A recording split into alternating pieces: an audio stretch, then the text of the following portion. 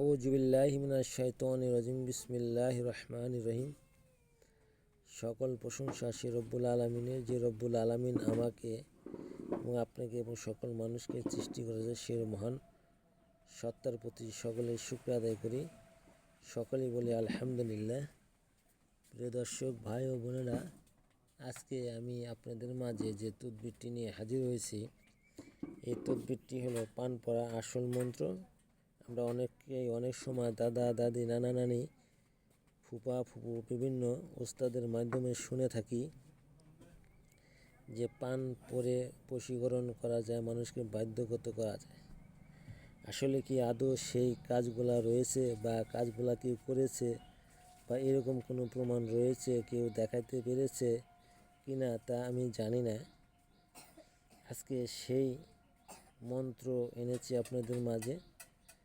হ্যাঁ, এরকম অনেক মন্ত্র রয়েছে পান পরে দিয়ে মানুষকে বাধ্যগত বা তন্ত্র মন্ত্রের মাধ্যমে অনুগত করা যায়। তাই আজকে এ পান দিয়ে কিভাবে তাকে অনুগত বা বশীকরণ বাধ্যকরণ করবেন সেটা অবশ্যই আপনারা ভালো করে শিখে নেবেন, জেনে নেবেন, বুঝে নেবেন।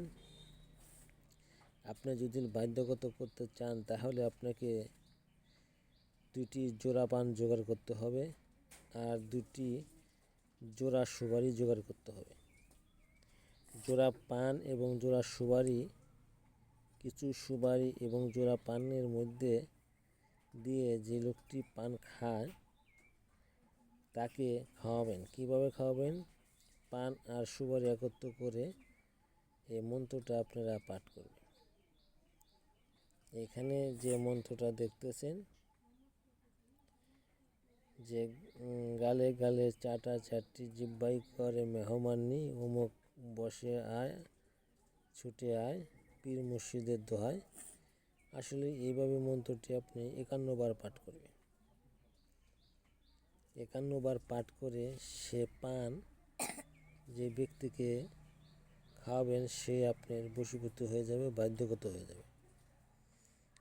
তাহলে যারা এই মন্ত্র সম্পর্কে জানলেন তারা সঠিক কাজে ব্যবহার করবেন, খারাপ কোনো কাজে ব্যবহার করলে কাজ হবে না। এবং গুরুর অনুমতি বা ওস্তাদের অনুমতি নেবেন এবং চ্যানেলটা সাবস্ক্রাইব করে দেবেন যাতে আমি আপনাদেরকে নতুন এবং তদবির দিতে পারি, ভালো তদবির শেখাইতে পারে, ভালো তদবির শিখতে পারেন এবং ভালো কাজ করে মানুষের মধ্যে আপনি নিজের জ্ঞানকে প্রসারিত করতে পারেন, নিজের একটি কর্মের মাধ্যমে নিজেকে দক্ষতা করে তুলতে পারেন।